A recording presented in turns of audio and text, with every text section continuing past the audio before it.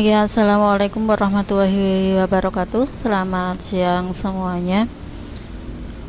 Ya, untuk para mahasiswa akuntansi ya, khususnya untuk yang Stekomulari. Oke, pada siang hari ini kita berjumpa kembali yaitu dengan materi akuntansi bisnis.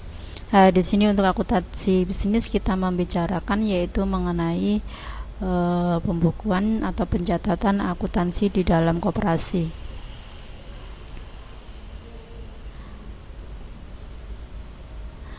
Ya, langsung saja saya mulai untuk kuliah online pada siang hari ini.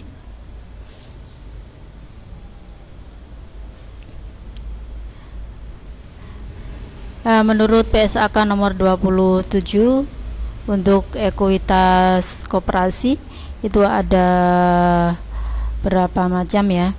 Yang pertama ada modal anggota. Di sini untuk modal anggota itu terdiri dari dua, yaitu ada simpanan pokok dan simpanan wajib.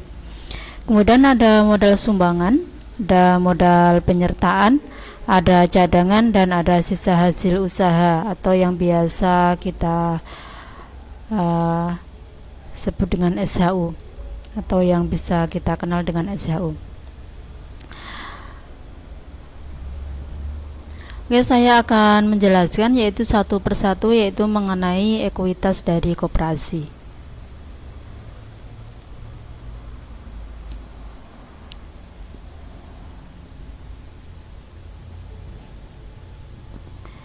Yang pertama yaitu modal anggota.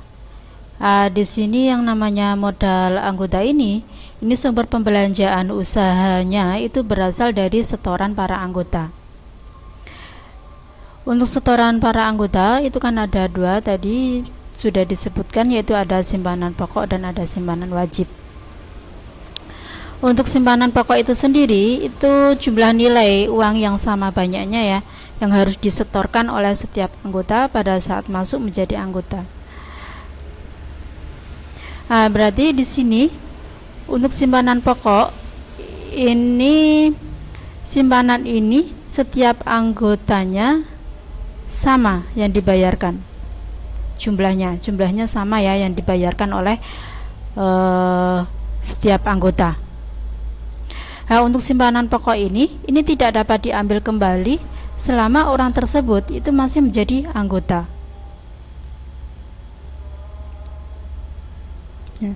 Berarti pada saat anggota tersebut kok ingin menjadi anggota koperasi, berarti dia harus membayar simpanan pokok ini.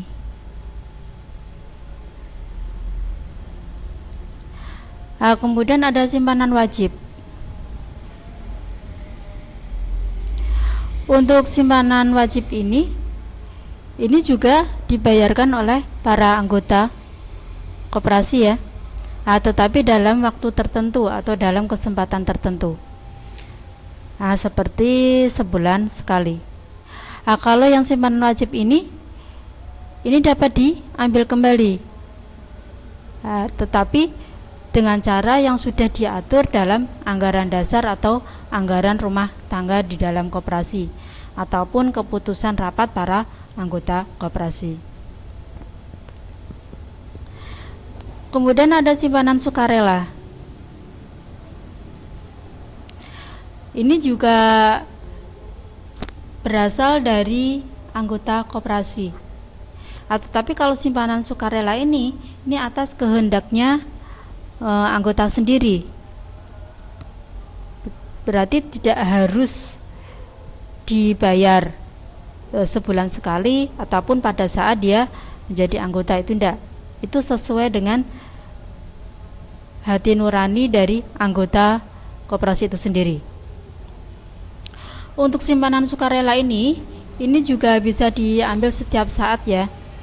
Karena untuk simpanan sukarela ini tidak termasuk pada modal anggota, tetapi termasuk dalam hutang jangka pendek. Berarti istilahnya ya koperasi hutang kepada anggotanya, seperti itu.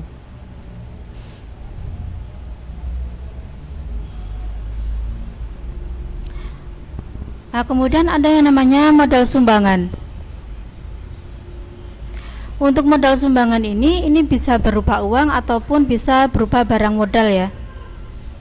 Nah, tentunya saja untuk barang modal ini dapat dinilai dengan uang.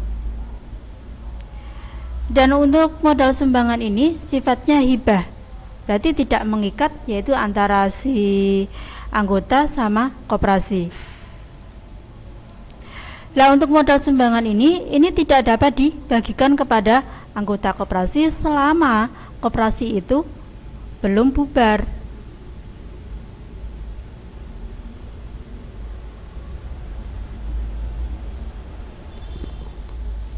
Kemudian untuk modal penyertaan, ini juga bisa berupa uang ataupun barang modal. Nah, barang modal seperti apa ya? Seperti halnya seperangkat komputer, gitu ya, ataupun sebuah kendaraan, ataupun sebuah gedung, ataupun yang lainnya, ataupun sebidang tanah.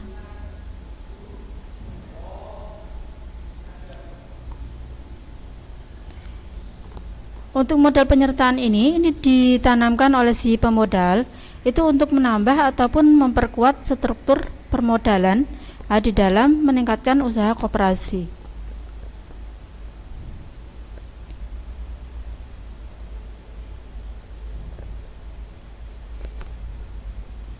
Kemudian ada cadangan.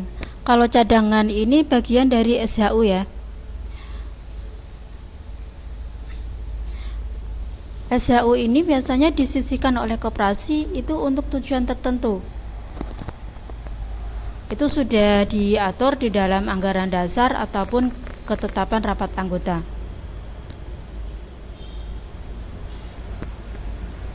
Biasanya untuk cadangan ini digunakan oleh koperasi itu untuk persiapan pengembangan usaha, ataupun untuk investasi baru, ataupun untuk antisipasi terhadap adanya kerugian usaha pada koperasi.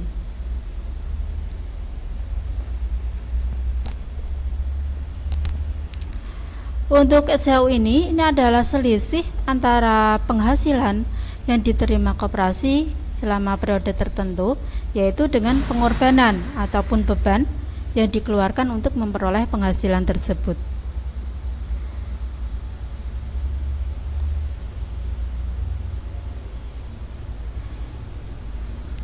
Ya, itu adalah investasi di dalam koperasi. Oke, mungkin dari teman-teman ada yang ingin ditanyakan?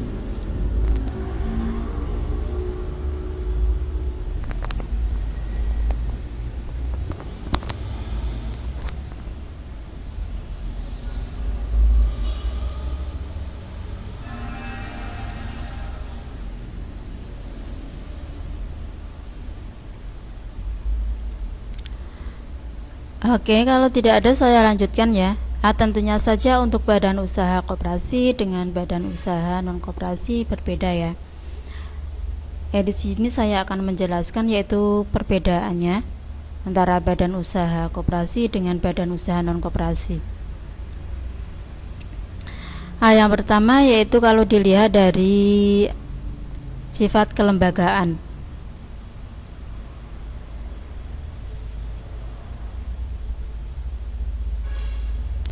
Kalau yang badan usaha koperasi, terus selain dia sebagai badan usaha, dia adalah sebagai gerakan ekonomi rakyat yang berwatak sosial.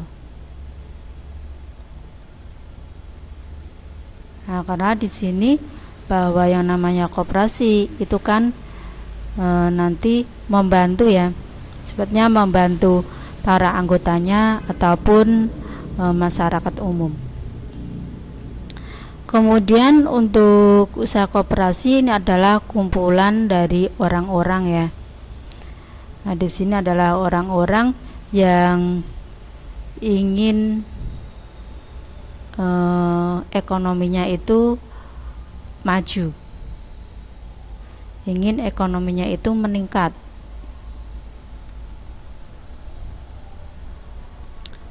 Kalau yang badan usaha non koperasi itu murni bisnis. Berarti adanya suatu transaksi ya, yaitu pembelian, penjualan ataupun transaksi yang lainnya.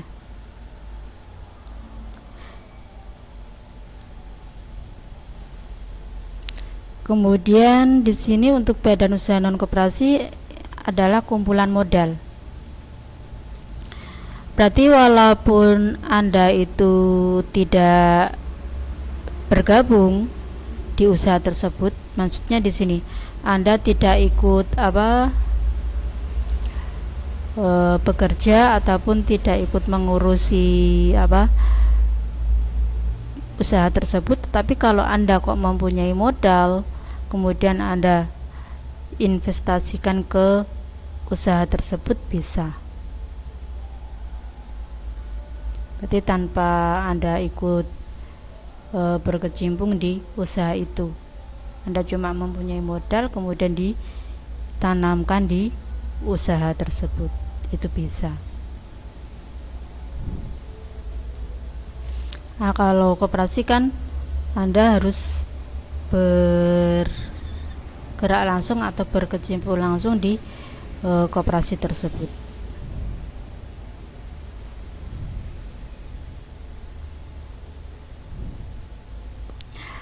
Yang kedua yaitu dilihat dari tujuan pendiriannya. Kalau yang usaha koperasi, dia itu tidak berprestasi pada laba. Dia cuma ingin memajukan yaitu kesejahteraan ekonomi anggota, khususnya ya, dan masyarakat pada umumnya. Nah, karena nanti kalau semua kebutuhan para anggotanya itu kok sudah terpenuhi, kemudian dana ataupun barang tersebut bisa dijual atau dipinjamkan kepada masyarakat umum, itu masyarakat yang bukan anggota koperasi. Untuk koperasi itu juga ikut membangun tatanan perekonomian nasional, yaitu dalam rangka mewujudkan masyarakat yang maju, masyarakat yang adil, makmur, tentunya berdasarkan Pancasila dan Undang-Undang 45. Tapi kalau yang usaha non koperasi itu berorientasi pada laba. Dengan cara apa? Dengan cara mereka memenuhi kebutuhan konsumen. Itu dengan cara menjual barang, dengan cara menjual jasa. Yang penting dia itu dapat untung dari kegiatan tersebut.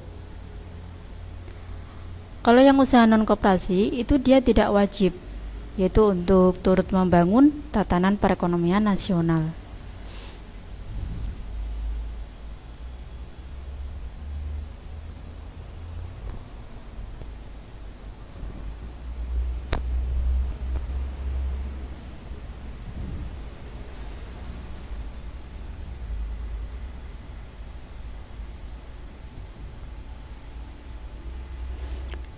Kemudian kalau kita lihat dari keanggotaan, kalau usaha koperasi itu sifatnya sukarela dan terbuka. Berarti kalau ingin menjadi anggota koperasi itu tidak perlu dipaksa ya. Itu sesuai dengan hati nurani dia sendiri, dia ingin menjadi anggota ataupun tidak.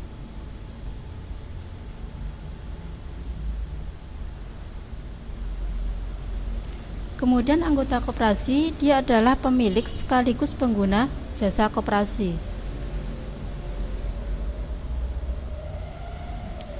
Berarti karena modalnya itu kan dari anggota. Kemudian nanti kalau kemudian dia juga yang menggunakan dana tersebut.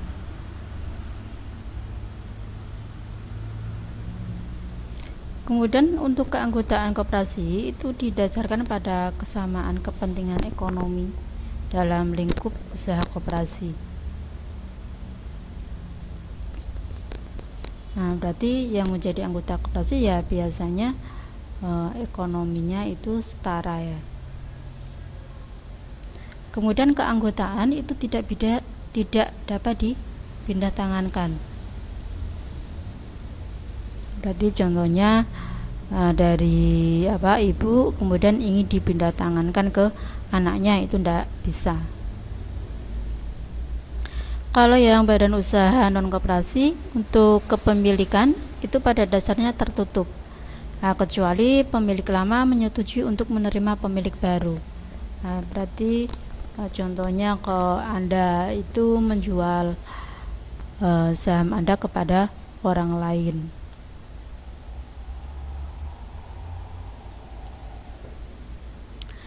Kemudian pemilik itu pada dasarnya bukan konsumen perusahaannya. Berarti dia ingin menjual ingin menjual barang, ingin menjual jasa. Itu pada dasarnya bukan Anda kok pingin Anda kok pingin kendaraan Beat, kemudian Anda membuat usaha penjualan kendaraan Beat, itu enggak.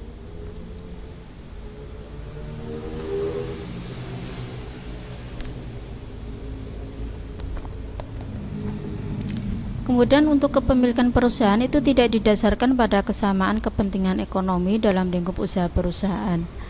Nah, berarti di sini pemiliknya itu tidak setara ya ekonominya ya. Nah, mungkin ada yang ekonominya menengah ke atas, mungkin ada yang ekonominya itu standar.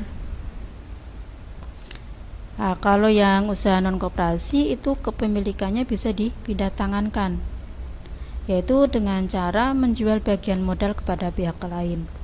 Nah, berarti kita menjual sebagian saham kepada orang lain, itu bisa.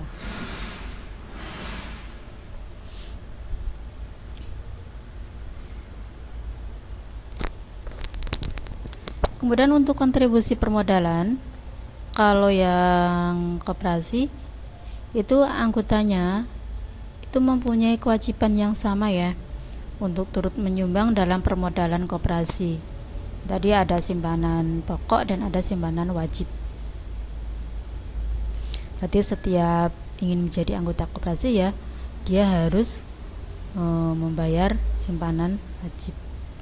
Untuk yang pokok ya biasanya dibayar sebulan sekali ataupun 2 minggu sekali sesuai dengan ketentuan yang ada di koperasi. Nah, kalau yang usaha non koperasi itu jumlahnya tergantung dari kesempatan dan kesediaan pemilik. Nah, contoh ke bulan ini pemilik cuma mempunyai uang 5 juta. Nah, dia cuma nyetor 5 juta, enggak masalah. Contoh ke bulan Mei dia tidak punya uang, kemudian dia tidak nyetor, enggak masalah. Kemudian lapangan usaha koperasi. Kalau lapangan usaha koperasi ini berkaitan langsung ya dengan kebutuhan ekonomi anggota. Tapi kalau yang lapangan usaha perusahaan itu tidak berkaitan langsung dengan kebutuhan ekonomi pemilik.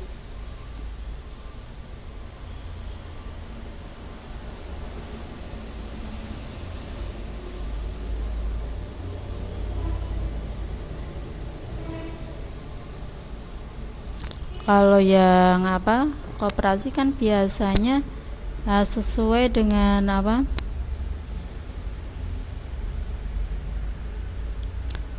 kebutuhannya anggota itu apa ya. Kalau di non koperasi kan tidak harus apa yang dibutuhkan si pemilik, kemudian pemilik tersebut membuat usaha tersebut, itu enggak. Contoh pemilik kok butuh laptop, kemudian dia membuat usaha yaitu penjualan laptop atau pembelian laptop, itu enggak.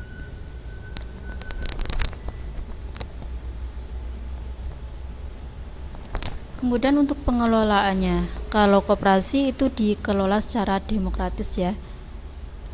Pertemuan sebelumnya sudah saya jelaskan untuk demokratis itu yang seperti apa. Nah, di mana untuk para anggotanya itu memiliki hak dan kewajiban yang sama, yaitu dalam pengelolaan koperasi. Tapi kalau yang non koperasi itu pengelolaan biasanya dilaksanakan oleh manajer profesional ya, yang diangkat dan diberhentikan oleh pemilik. Berarti nanti yang mengurusi usaha tersebut tidak harus pemilik. Nah, pemilik bisa mencari karyawan yang ahli di bidang bisnisnya, itu untuk mengelola perusahaannya atau usahanya. Kalau koperasi untuk kekuasaan tertinggi itu pada rapat anggota. Tapi kalau yang usaha non koperasi untuk kekuasaan tertinggi itu pada pemilik modal mayoritas. Berarti kalau modalnya yang terbanyak atau sahamnya yang paling banyak, nah maka dia yang berkuasa.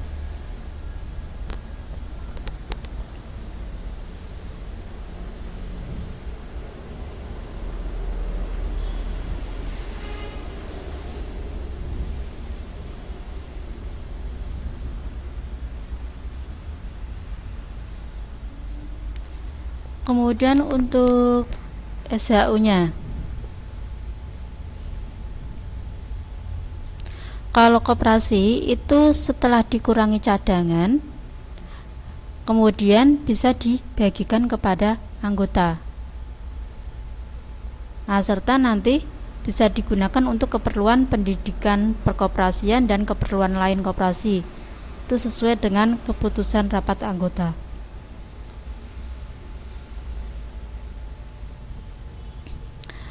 Kemudian untuk pembagian SHU di dalam koperasi itu dilakukan secara adil.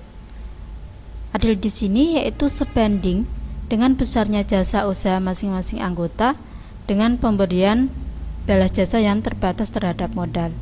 Nah, nanti kita akan belajar yaitu bagaimana cara kita menghitung SHU koperasi ataupun SHU anggota.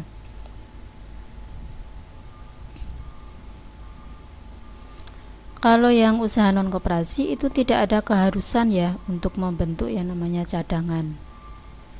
Nah, kecuali itu jenis usaha tertentu seperti halnya perbankan. Dan pembagian di luar kepentingan pemilik. Kemudian untuk laba itu nanti dibagikan kepada pemilik sesuai proporsi besarnya modal perusahaan yang dimilikinya. Berarti kalau modalnya kok besar, maka kemungkinan untuk pemerolehan labanya juga semakin besar. Ya, modal besar, labanya besar. Nah, seperti itu. Itu kalau usaha non koperasi.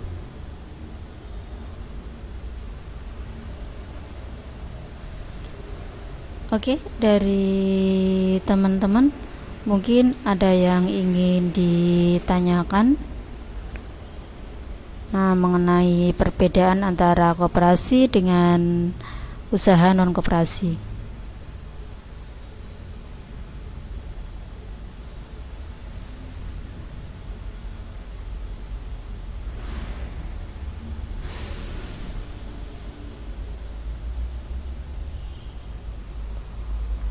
Kalau tidak ada yang ditanyakan untuk kuliah online pada siang hari ini, saya cukupkan sampai di sini dulu. Oke, kita lanjutkan untuk kuliah online pada Selasa mendatang. Ya, saya akhiri. Wassalamualaikum warahmatullahi wabarakatuh. Selamat siang semuanya.